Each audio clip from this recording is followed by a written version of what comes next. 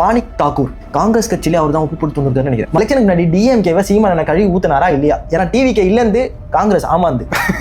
அந்த பெட்டி எங்கேருந்து போச்சு, எங்க போச்சு, அந்த பெட்டி என்ன பெட்டி எதுவும் தெரியாது. மேகதான டிஎம்கே இத்தனை நாள் பெரிய சொல்லி டிஎம்கே போட்ட ஸ்கெட்ச் பொட்டி போச்சு காசு அப்படி போய் கொடுத்தாங்கன்னா நீங்க எல்லாம் எதுக்கு பதவியில இருந்து அரசாங்கத்தை கண்ட்ரோல் பண்ணும்? அவதூறு. வேற எதுலயா அடிப்பீங்க? உங்களுக்கு வேற ஆயுதமே இல்லையா? போட சொல்ல நம்ம கையேந்துறோம். அது பிச்சு தான். 40 வருஷமா காங்கிரஸ் கட்சி இருந்துதான். 1947 அப்புறமா டாலரோட மதிப்பு எவ்வளவு? எந்த ஆட்சி அதிகமா நம்ம இந்தியாவை ஆண்டு? காங்கிரஸ். இப்போ இந்தியாவோட மதிப்பு எவ்வளவு? இதுக்கு காரணம் யாரு? நான் தோத்து 4% எடுத்தேன், நீ அதை ஜெயிச்சு 4% கூட எடுக்கலன்ற தெரியுமா? கூவத்தூர்ல சிவி சண்முகம் அவர் இன்டர்வியூ இப்ப கூட இருக்கு, யூடியூப்ல போய் பாருங்க. இப்பெல்லாம் பேசினவர்கிட்ட போயிட்டு வீட்டு வாசல்ல ஏறி போய் நிக்கிறாங்கன்னா 2010 சரக்கு பாட்டோட சுத்தி நிற்கிற கட்சி. வணக்கம் மக்களே, நான் உங்கள் உதயா. நான் உங்கள் நரேன். இது உங்கள் குரு சிஷ்யா காணொலி. இன்னைக்கு நம்ம பார்க்க போற பெரிய டாபிக் என்னன்னா, அதாவது நேத்து சீமான் அண்ணன் யாரை போட்டு போலனாரு? நிறைய பேர் போந்தாரு. அதுல காங்கிரஸ் ஒரு பார்ட். அப்போ சோத்துல உப்பு போட்டு தின்னுந்தா கோவம் வரும்ல. வந்துச்சா? வந்துதாவா? அவரை பத்தி இப்ப சொல்லலாம். அதாவது மாணிக் தாக்கூர் காங்கிரஸ் கட்சியிலே அவர் தான் உப்பு போட்டு தின்னுருக்காருன்னு நினைக்கிறேன். மற்றவங்க எல்லாம் உப்புலாம் போடல, யாரும் வரல வெளில. மற்றவங்க எல்லாம் பாவம். சரி, ஓகே அண்ணா, நீங்க ஏதோ நம்ம தமிழ் மண்ணில் பிறந்தனால, அதான் சீமானண்ண பிறந்த மண்ணிலே நீங்கள் பிறந்துட்டீங்க, அதனால உங்களை லைட்டாக கொஞ்சம் தொட்டுட்டு போகிறேன், கொஞ்சம் அதுக்கு மட்டும் இடம் கொடுத்துருங்க. ஓகே, ரெடியா? பேசலாமா? ஓப்பனிங்கில் பார்த்தீங்கன்னா அவர் என்ன பேசினார்னா, 30 நாள் ஆச்சு எலெக்ஷன் ரிசல்ட் வந்து. சில பேர் கதறிட்டு இருந்தாங்களாம், சில பேர் அழுதுட்டு இருந்தாங்களாம், என்ன பண்ணுறதுன்னு. அப்படி தான் வந்துட்டு உதயநிதி யார் கூட கூட்டு இருந்தாங்களோ அவங்களே கலாய்கிறாரு எடுத்த உடனே. ஃபர்ஸ்ட் வந்துட்டு அவங்களாம் கதறிட்டு அழுதுட்டு இருந்தாங்களாம். அவங்கள வச்சு இப்போ அவுட் சோர்ஸ்ல யார் வராங்கன்னா சீமான் அண்ணன் உள்ள வராங்க. டைரக்டா அழுவல அவரு. இது எப்பதான் விடுவானுங்க இவரு? ஒரு வாக்குமூலம் கொடுத்துருக்காரு தெரியுமா? அது சொல்றேன், லேட்டா கேளுங்க. இந்த வாக்குமூலம் எப்படி இருக்கும்னா, இப்போ டிவிகே வந்துட்டு நீங்க கேட்டீங்கன்னா, கருப்பு பெட்டி வாங்கிட்டாங்க உதயநிதி கிட்ட, அதாவது டிஎம்கே கிட்ட அப்படின்னு சொல்லிட்டு எலெக்ஷன் முன்னாடி சொன்னாங்களா? கேட்டீங்களா? ஆனா இப்போ இந்த டிவிகே கூட காங்கிரஸ் அலைன்ஸ்ல இருக்காங்களா? இப்போ இந்த காங்கிரஸ் என்ன சொல்றாங்கன்னா, எலெக்ஷனுக்கு முன்னாடி டிஎம்கே கழுவி ஊத்துனீங்கல்ல, அப்பெல்லாம் ஸ்டாலின் அவரெல்லாம் கழுவி ஊத்துனீங்கல்ல. இப்போ நீங்க என்ன பண்றீங்க? ஃபர்ஸ்ட் டிவிகேவும் நீங்களும் ஒரு மீட்டிங் போட்டு உட்காந்து இதை கன்ஃபார்மா எனக்கு ஃபைனல் பண்ணி சொல்லுங்க. எலெக்ஷனுக்கு முன்னாடி டிஎம்கேவை சீமானனை கழுவி ஊத்துனாரா இல்லையா? ஏன்னா டிவிகே இல்லைந்து காங்கிரஸ் ஆமாந்து. ஒரு நல்ல கொஸ்டின். கரெக்டா மிஸ்டர்? உப்பு போட்டு தின்றவங்கள்ட்ட கேட்குறேன், அதுக்கு ஒரு கரெக்டான ஆன்சர் சொல்லுங்க. ஓகே, அடுத்து வரேன். அதாவது அனிதா ராதாகிருஷ்ணன் அவர் வந்து அவங்க வீட்டுக்கு போனாராம். ஆமா, சீர்வைக்கு. சரியா? சீர்வைக்க போக சொல்ல அது இவர் தான் போயிட்டு லைட் எல்லாம் எடுத்துட்டு போய் பார்த்தாருன்னு நினைக்கிறேன், பெட்டி எடுத்துட்டு போனது. நான் சுத்தமா தான் பேசுறேன். உப்பு போட்டு தின்றீங்களா கேளுங்க, சரியா? அவர் பார்த்துருக்காரு. அவர் பார்த்துட்டு பெட்டி போயிருக்கு, குண்டாம் போயிருக்கு, மக்கு போயிருக்கு, எல்லாமே போயிருக்கு. என்ன பண்றது? அப்படிதாங்க பேசுறாங்க. அவர் பார்த்துருக்காரு. இன்னமும் அந்த பெட்டி போயிருக்கு, பெட்டி போயிருக்கு. ஆனா அந்த பெட்டி எங்கிருந்து போச்சு, எங்க போச்சு, அந்த பெட்டி என்ன பெட்டி எதுவும் தெரியாது. ஒண்ணும் இல்ல, அவரு கூட இருக்கிற எங்களை மாதிரி ஆட்கள் இருக்கும்ல, முக்கியமா சொல்றேன், சும்மா இருக்கவே மாட்டாங்க, மோசமானவங்க. நீங்க என்னதான் பிடிச்சி உள்ளே போட்டாலும் மோசமானவங்க, அமைதியா இருக்க மாட்டாங்க. சரி, அப்புறம் பாத்தீங்கன்னா மேகதாதான இல்ல, அவரு நான் உப்பு போட்டு சாப்பிட்டாருல்ல, அவர் சொன்னதுதான் மேகதாக ஏதோ சொன்னாரு. அந்த அணையை வந்துட்டு கட்டக்கூடாதுன்றதுக்காக கர்நாடகா முன்னாள் துணை அமைச்சர் டாக்டர் சிவகுமார் அவரும் இப்போ கரண்டா இருக்கிற அமைச்சரும் இவங்க எல்லாம் என்ன சொல்றாங்கன்னா, கட்டணும். அதாவது பிஜேபியும் காங்கிரஸும் அவங்க அப்படி சொல்றாங்களாம். பட் இவங்க ஆப்போசிட்டான ஒரு கொள்கை எடுத்துட்டு வராங்களாம். என்னன்னா, விஜய் அவரும் சொல்லியிருக்காராம், சிஎம்ஓ. ஸோ இதை வந்துட்டு மோடி அவர்கிட்ட ப்ரெஷர் கொடுக்க சொல்ல, ஆப்போசிட் பார்ட்டி உதயநிதி அவர்கிட்டயும் சொன்னாங்களாம், ப்ரெஷர் ஏன் கொடுக்க மாட்டாரு, அமைதியா ஏன் இருக்காருன்னு தெரியாம இப்போ சீமான் வச்சு பேசுறாரு. அதாவது சீமான் வந்துட்டு உதயநிதி ஏன் சைலண்ட் மோட்ல போனாரு, மோடியை பார்த்தா உங்களுக்கு நான் பயமா, கேள்வி கேட்க முடியாதா அப்படின்னு. ஆமா, நான் கூட பார்த்தேன். சீமான் போயிட்டு உதயநிதி கேட்கணுமா, ஏன் தம்பி நீ போய் பேசல அப்படின்னு. இல்ல நான் என்ன கேக்குறேன்னா, சீமான் வந்து பேசுறது எதுக்கு தெரியுமா? அங்க போராளிகளுக்காக நிறைய பாட்டு பாடி அவரு இறந்துருக்காரு. அவரை வந்துட்டு பெருமை மிக்க விஷயமா பேசணும். இப்போ அந்த இடத்துல போராளிங்களுக்கு காரணம் என்ன ரீசன்? இவங்க தானே அங்கே ஆளுங்களை அமைச்சு அடிச்சு நாஸ்தி பண்ணி. இப்போ யார் அடிப்பார்? இவரு அவங்களும் அடிப்பாரு, கூட இருக்கிறவரே அச்சாரு. இப்போதான் மூலம், இப்போதான் சிந்திக்கிறதுக்கு வந்திருக்கு டிஎம்கேக்கு. இத்தனை நாள் பெரிய சொல்லி அப்படி இப்படிலாம் பேசினாரு. புரியுதா? அவங்களே கலாச்சாரம் இல்லையா? எனக்கு ஒரு டவுட்டா இருக்கு. அப்போ அவங்க பேசுனது வந்து திட்டுறியா? இப்போ நாளைக்கு உங்களை இந்த மாதிரி நான் பேசினா அது பேர் திட்டினது இல்லையா? திட்டினதுதான். அதை வந்து அவர் புகழ்ந்து பேசினா. எனக்கு இது இன்னமுமே மைண்ட்ல இருக்கு. டிஎம்கேல இருந்து ஒருத்தர் போயிட்டு சீமானை பார்த்தாரு, போட்டி வாங்கிட்டாங்க. விஜய், முதலமைச்சர் விஜய் வந்து சிஎம் ஆன உடனே எல்லாரும் போய் பார்த்தாரு. அதை இதையும் கம்பேர் பண்ணும்போது அதை வந்து நம்ம தப்பா சொல்றோன்றாங்க. இல்லைங்க, ஆக்சுவலி காங்கிரஸ் அவர் சொன்னது உண்மைதான், மாணிக் தாகூர் சொன்னது உண்மைதான். அதை நான் எப்படி சொல்கிறேன்னா, நான் சொல்கிறேன் பாருங்க. இது டிஎம்கே போட்ட ஸ்கெட்ச். அதாவது வந்தாரே வாழ வைக்கும் தமிழ்நாடு. நான் ஃபில்டர் பண்ணுறாங்களா, இவங்க வரக்கூடாது அவங்க வரக்கூடாதுன்னு. கல்ச்சர் அதுதான். அப்படி தான் சீமானு. நாளைக்கு தாக்கூர் சார் நீங்களே போனாலும் வாங்கன்னு தான் சொல்லுவாங்க, ட்ரம்ப் போனாலும் வாங்க தான் சொல்லுவாங்க, விஜய் போனாலும் வாங்க தான் சொல்லுவாங்க, எடப்பாடி போனாலும் வாங்க தான் சொல்லுவாங்க, யார் போனாலும் வாங்கன்னு சொல்லுவாங்க. ஏன்னா இது தமிழன் மரபு. இப்போது அவர் கூட பொட்டி போச்சா இல்லையான்றத இப்போ நீங்கள் கூட்டணியில் இருக்கீங்கள, யாரு? டிஎம்கே, டிவிகே அவங்க கிட்ட தானே எல்லாமே இருக்கு. கள்ளப்பணங்கள் போனால் கண்டுபிடிக்க வேண்டியது யாரு? ஆமாம், கரெக்ட். நீங்கள் தானே. பொட்டி போச்சு காசு அப்படி போய் குத்தாங்கன்னா ஒன்று சொல்கிறேன், நீங்கள்லாம் எதுக்கு பதவியிலேருந்து அரசாங்கத்தை கண்ட்ரோல் பண்ணணும்? அதாவது ஆக்சுவலாக இவர் தானே சென்ட்ரல் மினிஸ்டர். அவர் சென்ட்ரல் மினிஸ்டர் பதவியில் இருக்கிறாரு. ஆனால் அசால்ட்டாக ஒரு வார்த்தையை சொல்கிறாரு, பேர் அவதூறு. வேற எதுலையா அடிப்பீங்க? உங்களுக்கு வேற ஆயுதமே இல்லையா? எதை வச்சு அடிப்பீங்க? ஒரு நாள் அந்த ஆயுதம் மொக்கையா போய் கீழே அதுவா உழம்பு இல்லை, விழும். யாரு வேணா அவதூறு பரப்பலாம், ஓகேவா? இப்போ தோத்து போனவங்க அவதூறு பரப்புறாங்க, வழியில பரப்புறாங்கன்னு சொல்லலாம். ஒரு சென்ட்ரல் மினிஸ்டர் போஸ்ட்ல இருக்காரு, பேசும்போது ஒரு கரெக்டான விஷயம் ப்ரூஃபோட பேசணும்னு தெரியணும்ல. இவரை கூட்டின்னு போயிட்டு சென்ட்ரல் மினிஸ்டரா ஆக்கி நம்ம தமிழ்நாட்டுக்கு நல்லது தேடி தரப்போம். இதுக்கு தான் கோவம் வருது சீமானன் எனக்கு. சரி, இப்போ பாரு, இவ்வளோ நேரம் பேசின விஷயம் இருக்குல்ல, இதெல்லாம் வந்துட்டு காமெடியா பார்த்தாலும் அவரு ஆக்சுவலா நியூஸ்லயே சொன்னாங்க. ஃபர்ஸ்ட் காமெடியா பார்த்தாருன்னு சொல்லிட்டு காமெடியா பேசினாங்க. ஆனா அதுக்கப்புறமேட்டு அவருக்கு கோவம், மிச்சம் எல்லாமே கோவமா பேசினாரு. ஐயோ, நீங்க புரியலையா? அவர் வந்துட்டு இப்போ புதுசா வந்துட்டு ஒரு கூட்டணியில போய் ஜாயின் பண்ணியிருக்காருல்ல, அவர் கூட இருக்கிறது இவர் கூட வரணும்ல. நானும் காமா இருக்கேன், கூலா இருக்கேன், எனக்கு எதுவுமே இல்லை, அப்படி இப்படிலாம் பேசிட்டு சாப்பிட்டது உப்பு போட்டு சாப்பிட்டாருல, அப்புறம் கோவம் வரும். ஏதாச்சும் சொல்றேன்னு வரும். ஆனா ஆக்சுவலா பிரஸ் ஏதாச்சும் சொல்றோன்னு சொல்லிட்டு மேடை போட்டு பேசுவாங்க. பிரஸ் மீட்ல ஏதாவது சொல்லுங்கன்னா சொல்ல மாட்டாங்க. அது விடு. அப்புறம் ஒன்றும் சொல்றேன் பாருங்க. இப்போ வந்துட்டு வெர்ஷன் 2 கோவப்பட்டு பேசுற வெர்ஷன் நம்ம அண்ணன். ஓகே, சரியா? அவரை பத்தி நம்ம சொல்லலாம். அதாவது சீமானன் என்ன சொன்னா, பிச்சை எடுத்து ஜெயிச்சிங்க அப்படின்னு கேட்க சொல்ல, யாரு பிச்சை எடுத்து தான் நீங்க கட்சியை நடத்துறீங்கன்னு சொல்லிட்டு இப்படி பேசினார். ஐயா, எனக்கு ஒரு டவுட். பிச்சை எடுக்கிறவங்களை கேவலமா பேசுறீங்களா? நான் என்ன கேட்கறேன்னா, பிச்சை எடுக்கிறது எது தெரியுமா? உங்களுக்காக ஓட்டு போட்ட மக்கள், நீங்க போய் கையேந்தினீங்களே, நானும் தான் சொல்றேன், ஓட்டு போட சொல்ல நம்ம கையேந்துறோம், அது பிச்சை தான். ஏன் நான் உன்னை நல்லா வச்சு பார்த்துக்கிறேன்னு சொல்லி கேட்குறோம். யாசனம் தான் அது. நீ மக்கள்கிட்ட போயிட்டு கேள்வி கேட்குற, அதாவது எனக்கு ஓட்டு போடுங்கம்மா அப்படின்னு கேட்குறப்ப எனக்கு ஒரு ரூபா தாங்கம்மான்னு சொல்றதுக்கும் எனக்கு ஓட்டு போடுங்கம்மான்னு சொல்றதுக்கும் என்ன வித்தியாசம் இருக்கு? கரெக்டான கம்பேரிசன் தான். இப்போ இந்த கேட்கறது யாசனம். அவர் என்ன சொன்னாரு, நீ பிச்சை எடுத்து அவங்க தயவால தான் நீ ஜெயிச்ச, அவங்களே நீ முதுகுல குத்துற. கேட்ட கேள்வியில என்னையா தப்பு இருக்கு? சரி, அது விடு. இப்போ அண்ணன் நீயே பிச்சை எடுத்து தான் நடத்துற கட்சி, ரைட். இதுல என்ன அசிங்கப்பட வேண்டியது இருக்கு? கொள்ளை அடிச்சு நடத்தல. கரெக்ட், கொள்ளை அடிச்சு நடத்தினாதான் சம பாயிண்ட். அசிங்கம், துரோகம், திருடன், கொள்ளடிக்கிறவன், நாட்டுக்கு எதிரி, நாட்டுக்கு நன்மை செய்யாதவன், மோசமானவன். எனக்கு தெரிஞ்சு இந்த பாயிண்ட் நாளைக்கு சீமானே பேசினாலும் ஆச்சரியப்படுறதுக்கு இல்ல ரியாலிட்டி இதுதானே. எந்த இடத்துல நீ உப்பு போட்டு தின்றீங்க, இப்ப சொல்லுங்க, பிச்சை எடுக்கிறது ரைட்டா, கொள்ளை அடிக்கிறது ரைட்டா? அதுக்கு பிச்சை எடுத்துட்டே போயிடலாம். கொள்ளை அடிக்கிறதுக்கு பிச்சை எடுத்து தன்னோட வீட்டுக்கு செய்யறாருன்றது வந்துட்டு அவதூறு. மக்களுக்காக ஒரு நல்ல ஆட்சி வரணும்னு முயற்சி எடுத்துக்கிட்டே இருக்காரு. அந்த மாதிரி அவர் பண்ணிட்டு இருக்காரு, மக்கள் சேவைக்காக பண்ணிட்டு இருக்காரு. ஒரு நாடு நல்ல நிலைமைக்கு வரணும். ஒன்னு சொல்லட்டுமா, இங்க வந்து எத்தனை தடவை நீங்க பதவியில இருந்திருக்கீங்க, மக்களுக்கு இது நான் செஞ்சிருக்கேன்னு வந்து பேசணும். மக்கள் முன்னாடி நீங்க ஒரு பிரஸ் மீட்ல நீங்க சீமானன்ட்ட எதிர்த்து நிக்கிறீங்கன்னா நீங்க சொல்ல வேண்டிய காரியம் என்னன்னா, ஒரு எக்ஸாம்பிள் பா, இந்த பார் ஏகப்பட்ட கொலை நடக்குது, கஞ்சா இருக்கு, இதெல்லாம் வந்து வரக்கூடாம இருக்கிறதுக்காக ஒரு புதுசா ஒரு சட்டத்தை கிரியேட் பண்ணுவோம். இந்த மாதிரி கஞ்சா எடுத்து இந்த மாதிரி சேல் பண்றவங்களுக்கு வந்துட்டு மக்கள் முன்னாடியே வந்துட்டு ஒரு கழுத்தை வெட்டுறதோ வளைகுடா நாட்டில் பண்ற மாதிரி ஒரு சட்டத்தை நம்ம ஏற்றுனா மக்கள் பயத்துல இந்த மாதிரி விஷயம்லாம் பண்ண மாட்டாங்க. அதே மாதிரி ரேப் பண்ற கேஸு, இந்த மாதிரி பெண்கள் கற்பழிப்புலாம் நடக்குது, சின்ன சின்ன குழந்தைங்களுக்கெல்லாம் நிறைய அவதூறு பண்றாங்க, நிறைய விஷயம் நடக்குது. இதுக்கெல்லாம் வந்துட்டு ஒரு சட்டத்தை ஏற்றலாம். மினிஸ்டர் இவங்க மேலே போயிட்டு நம்ம அசம்பிளி கூட சொல்ல, சார் இந்த மாதிரிலாம் நடக்குது, கொஞ்சம் ரெடி பண்ணுங்க, இன்னைக்கு கேட்டிருப்பியா? அவங்க மொத்தம் எஸ் சார் ஓகே சார் தான். இல்லை அவங்க என்ன கேட்க போறாங்க? சரி ஓகே, இன்னொன்று நான் கேட்குறேன், இவர் என்ன சொன்னாரு? ஆக்சுவலா எனக்கு ஒன்று சொல்லணும்னு தோணுச்சு. சொல்லுங்க. என்னன்னா, அவர் பேட்டி கொடுத்த வீடியோ பார்க்குறேன். இந்த மாதிரி அண்ணன் திட்டி பேசிட்டாரு, சீமான் அண்ணன். ஒருத்தவங்க வந்து பேட்டி கொடுக்குறாங்க. நான் எப்போத்துல இருந்தோ யோசிச்சுட்டு இருக்கேன், ஒருத்தவங்க திட்டி பேட்டி கொடுக்குறாங்க.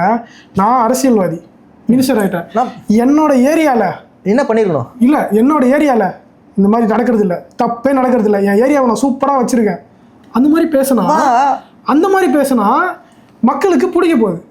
ஒரு வார்த்தை கூட நான் மக்களுக்கு இந்த நல்லது செஞ்சேன், என்னை ஏன் குறை சொல்கிறேன், நான் மக்களுக்கு இந்த நல்லது செஞ்சேன், என்னை ஏன் குறை சொல்கிறேன்னு கேட்கல. திட்டினாங்களாமா, திரும்ப திட்டணும். ஐயா, நான் பதவியில் இருக்கிறவங்கள திட்டதான் செய்வாங்க, தப்பு பண்ணா. அதுதான் சொல்றேன், அதான் செய்வாங்க. சரியா? நீங்க வந்து சொல்ல வேண்டியது வந்துட்டு நீங்களும் அதே சொல்லக்கூடாது. நீங்க என்ன கொடுக்கணும்னா, என்ன பதவியில இருந்து செஞ்சீங்கன்னு சொல்லிட்டு சொல்லணும். நல்ல விஷயத்த பண்ணிருக்கேன்ப்பா, வந்து பாருப்பா, என்கிட்ட இதான் இருக்கு. அது பண்ணிருந்தா தானே சொல்றதுக்கு. அப்புறம் என்ன பண்றது? சரி வாங்க அடுத்து வர. இப்போ 140 வருஷமா காங்கிரஸ் கட்சி இருந்துதான். உங்கள்கிட்ட ஒன்று நான் கேட்குறேன், 1947க்கு அப்புறமா டாலரோட மதிப்பு எவ்வளோ? இந்தியா மதிப்போட டாலரோட மதிப்பு ஒரு ரூபாய். எந்த ஆட்சி அதிகமா நம்ம இந்தியாவை ஆண்டது? காங்கிரஸ். இப்போ இந்தியாவோட மதிப்பு எவ்வளவு? இதுக்கு காரணம் யாரு? 96 ரூபா. இதுக்கு கேள்விக்கு பதில் இருக்கா? அசிங்கம். பதில் இருக்கா? எல்லா சிட்டிசனும் கேட்டா அசிங்கம். நான் தோத்தோம், ஒத்துக்கிறேன். நாடு நல்லா இருக்கணும்னு நினைச்சு நின்னோம், மக்கள் வந்து நம்பல, தோத்தோம். ஆனா நீங்க ஜெயிச்சீங்க. நீங்க என்ன பண்ணீங்க? நாட்டை கொண்டு வந்து 97 ரூபாய்க்கு நிக்க வச்சிருக்கீங்க. அறிவார்ந்தவங்க ஆட்சி ஆளணும், அவங்க கிட்ட நாட்டை கொடுத்தா ஒரு இடத்துக்கு எடுத்துட்டு வருவாங்க. ஏன்னா தற்சார்பு பொருளாதாரம் ரொம்ப நாளா சொல்லிக்கிட்டே இருக்காரு, இந்த மக்கள் நம்பல. ஆனா ஏற்றுமதி, அதாவது இறக்குமதி பண்ணிக்கிட்டே இருந்தா நாட்டோட பொருளாதாரம் டவுன்ல தான் போகுன்றது ரியாலிட்டி. நான் இல்ல, நீ இல்ல, ஒரு ChatGPT கேட்டா கூட சொல்லும், ஒரு நாட்டோட வருமானம் எதை நம்பி போனா முன்னேறும் அப்படின்னு நீ கேட்டா சொல்லும். ஒரு டெக்னாலஜிக்கு தெரியுது, ஒரு மனுஷனுக்கு தெரிய மாட்டேங்குது. ஆக்சுவலா இதுக்கு பதில் என்னன்னா, தெரிய மாட்டேங்குது இல்லை, பண்ண மாட்டாங்க. வெயிட் பண்ணுங்க. அதை பாருங்க, ஒரு சிம்பிளா சொல்றேன். படிக்காதவன் ஜெயிச்சு ஆள்றப்ப படிச்சவன் வெளியில இருக்கான், சிந்திக்க ஆரம்பிச்சிட்டானா நிறைய மாற்றம் வரும். யோசிக்காதீங்க. இந்த பாருங்க, சீமான் அண்ணன் பின்னாடி பல பிள்ளைங்க இருக்காங்க, ஏதோ அவங்க பண்ணிட்டே இருக்காங்க. ஒரு நாள் எதிர்பாரா ஒரு விஷயம் நடக்கிறப்ப அன்னைக்கு நீங்க ரியலைஸ் பண்ணுவீங்க, ஐயோ என்னடா ஆச்சு இது அப்படின்னு. அது வெகு தொலைவுலாம் இல்லை, ஒரு நாள் நடக்கும். சரி வாங்க, அதுக்கு எக்ஸாம்பிள் ஆல்ரெடி நடந்துச்சு ஒன்று, சிஜேபி. அது வந்து ஒரு ஸ்டேட்லயும் நடக்கிறதுக்கு இன்னும் கொஞ்ச நாள் தான். இல்ல இப்படிதான் போகணும்னு இல்லை, வரும். அந்த மக்கள் ரோஸ் எடுத்துட்டு வந்து கொடுத்தாங்க பத்தியா, நாங்களும் ஒன்று எடுத்துட்டு வந்து தருவோம் ஒரு நாள். Don't worry. அது ரொம்ப ஸ்வீட்டா இருக்கும், எனிமிக்கு ரொம்ப டேஸ்டியா இருக்கும். அதாவது அதோட உங்க அரசியல் பயணத்துக்கு ஒரு முற்றுப்புள்ளியாகவும் இருக்கும். ஒரு நாள் வரும், டோன்ட் வரி. அதுக்கப்புறம் சீமான் என்னன்னா ஒரு கலாய்க்கிறான், டெபாசிட் கூட வாங்கலன்னு கலாச்சாரம். நான் ஒன்று கேட்குறேன், நீங்க 140 வருஷமா, அதுவும் 4 ஸ்டேட்ல சிஎம்மா இருக்காங்களாம், இப்போ 120 MP. அவர் என்ன கேட்டார் உன்ட்ட, தமிழ்நாட்டில் நான் தோத்து 4% எடுத்தேன், நீ அதை ஜெயிச்சு 4% கூட எடுக்கலன்றாரு. கரெக்டான விஷயம். இதுக்கு பதில் சொல்லுனா என்னவோ பேசுறீங்க. இங்க மனசு, அதாவது மைண்டு, பப்ளிக்கோட மைண்டு எப்படி இருக்கு? 4% கூட உங்களுக்கு தரலனா அப்ப என்ன யோசிக்கிறாங்க அவங்க? சீமான் கம்மியானா இருப்பா, ஆமா நம்ம மக்கள் வந்து ஏதோ ஒரு மாற்றம் வர சொல்ல, பவர் வர சொல்ல சேஞ்ச் ஆகும். டிஎம்கேவையும் ஏடிஎம்கேவையும் காங்கிரஸையும் இவங்களெல்லாம் தள்ளிட்டு நம்ம புதுசா ஒரு கட்சி எடுத்துட்டு வரோம் நினைச்சாங்க. ஆனா இங்க வந்து காங்கிரஸ் சேர்ந்துருச்சு, அதுவே பாதி பேர் உடஞ்சிட்டு இருப்பாங்க. நீ நம்பலன்னா பாரு, ரசிகர்கள் தவிர உடஞ்சிட்டு இருப்பாங்க மக்கள்ல. நிறைய பேர் யோசிப்பாங்க. அதுவும் ஏடிஎம்கேல இருந்து இசக்கி சுபையாலாம் வர சொல்ல வந்துட்டு மோசம். ஏன் சிவி சண்முகம் வீட்டுக்கு போயிட்டு விஜய் என்ன பாக்குறப்ப அதுவே படும் தோல்வியில போய் முடிஞ்சிருக்கும். சிவி சண்முகம் தெரியுமா, யாருன்னு தெரியுமா? அந்த எம்எல்ஏவெல்லாம் ஒரு இடத்துல கூட்டினாங்க அம்மா இறந்ததுக்கு அப்புறமா. அணையூர் இல்ல, ஐயோ கூவத்தூரா? கூவத்தூர் தெரியுமா? கூவத்தூர்ல சிவி சண்முகம் ஒரு இன்டர்வியூ இப்போ கூட இருக்கு, யூடியூப்ல போய் பாருங்க.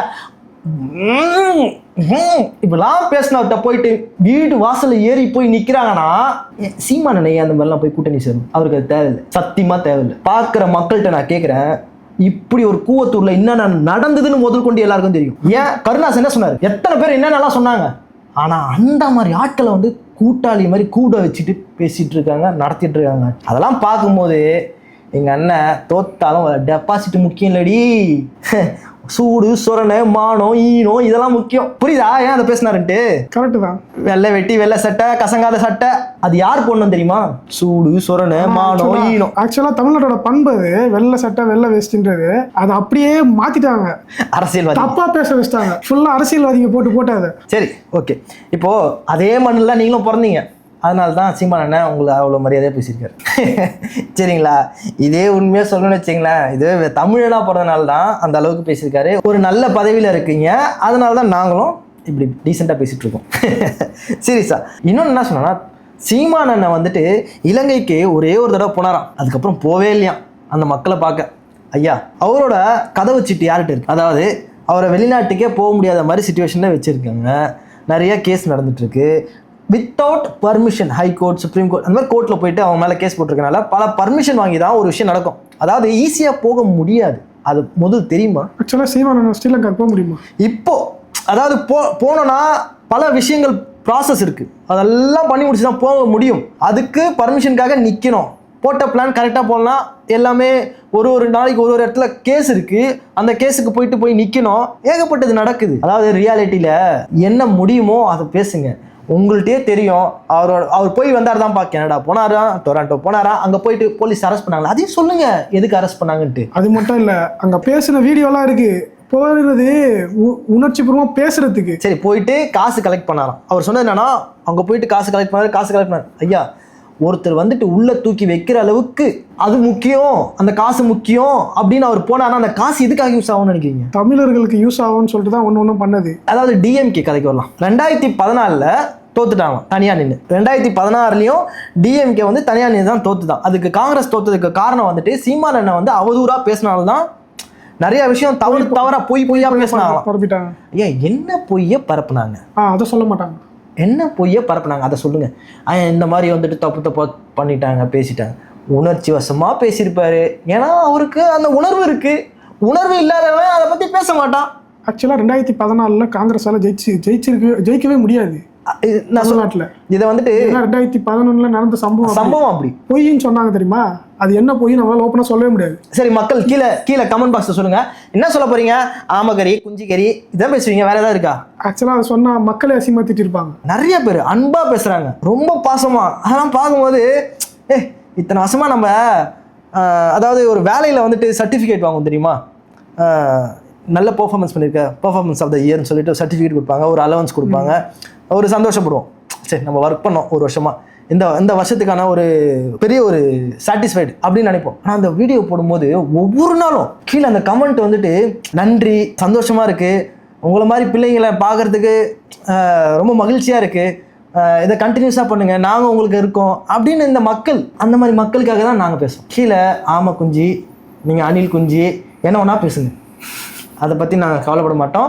அவதூறுன்றது வரும், அதை வந்துட்டு ஒதுக்கி வச்சுட்டு நல்ல மக்களுக்காக அரசியல் பண்ணுவோம். ஃபைனலாக இந்த கோவப்படுற வேர்ஷன்ஸில் அவர் சொன்ன வார்த்தை என்னன்னா, வார்னிங் டு சீமான், எச்சரிக்கையாக சொல்கிறேன் சீமான் ஐயா, திரும்பவும் சொல்கிறேன், அவர்கிட்ட நீங்கள் என்ன வந்து பேசினாலும் சரி, இந்த காதில் வாங்கிட்டு அந்த காதில் விட்டுருவாரு, சரியா? இதை விட டபுளாக வரும். ப்ரிப்பேர்டு, உப்பு போட்டு சாப்பிட்றீங்கல்ல, ப்ரிப்பேர்டாக இருங்க. ஒன்று சொல்லிடுறேன். அதாவது சீமான் அண்ணன் வந்துட்டு டிஎம்கேக்கு ஜிங் ஜாங் பண்ணுறாங்க அப்படின்னு இவர் சொன்னார். இத்தனை நாளாக ஜிங் ஜாங்ன்றவங்க யார் கூட யார் பண்ணுறா? காங்கிரஸ் தான் பண்ணிட்டு இருந்தாங்க. இப்போ கூட பண்ணுறேனே, இப்போ கூட ஜிங் ஜாங். அதாவது தனியாக நின்று சந்திக்கிறதுக்கு தில்லு இருக்கணும், கூட போயிட்டு ஜிங் ஜாங்க்கு தில்லுலாம் வேண்டாம். ஆனால் எனக்கு இன்னமும் புரியல, காமராஜர் காங்கிரஸ் தானே இருந்தாரு. அவரை பற்றி நான் ஒரு ஷார்ட்ஸ் போட்டிருப்பேன். உண்மையாக சொல்கிறேன், எனக்கு காங்கிரஸை வந்து பிடிச்சது. நான் உன்னை சொல்கிறேன், நல்லா கேட்டுங்க. 2009 2010 சரிங்களா?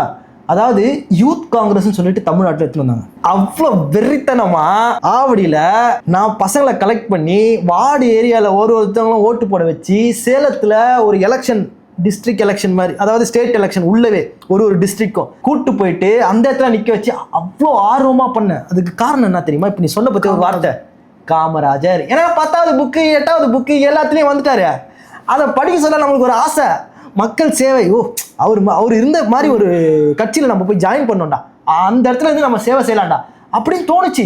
போனேன், ஆனால் ஒன்று ஃபுல்லு சரக்கு. எனக்கு அதான் கேள்வி. அப்படிப்பட்ட ஒருத்தர் இருந்த கட்சியில இருந்து வந்து ஒருத்தர் பேசுறாரு.